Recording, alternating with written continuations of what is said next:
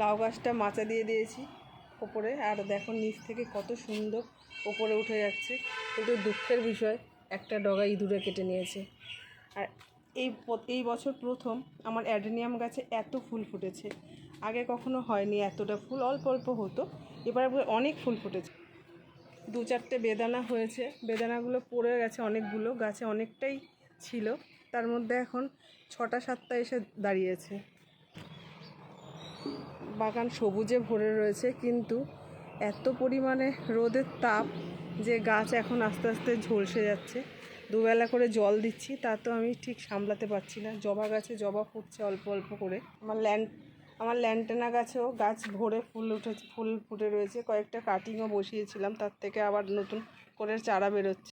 এদিকে পর্তুলিকা গাছের মধ্যেও কুড়ি এসছে। আবার এই টবটার থেকে 2-1টা ডগা আবার ইঁদুরে কেটে নিয়েছে। ইঁদুরের প্রচুর উৎপাত আমার ছাদ বাগানে। কুমড়ো গাছগুলো বড় হচ্ছে, এদিকে শশা গাছগুলো বেশ বড় হয়েছে, তার মধ্যে 3-4টে শশাও ধরেছে। এখানে এই যে একটা বড় শশা ধরেছে, আরও ছোট ছোট শশা বেরোচ্ছে।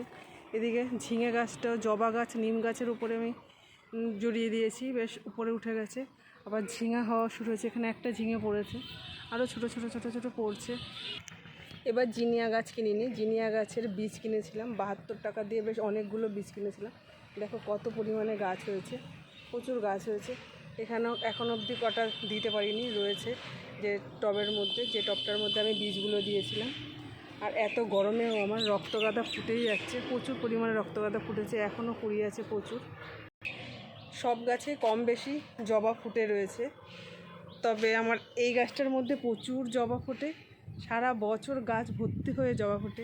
ওই দেখো গাছ অনেক বড় হয়ে গেছে, করবী ফুল গাছটা, করবী ফুল গাছেরও ফুল উঁকি মারছে।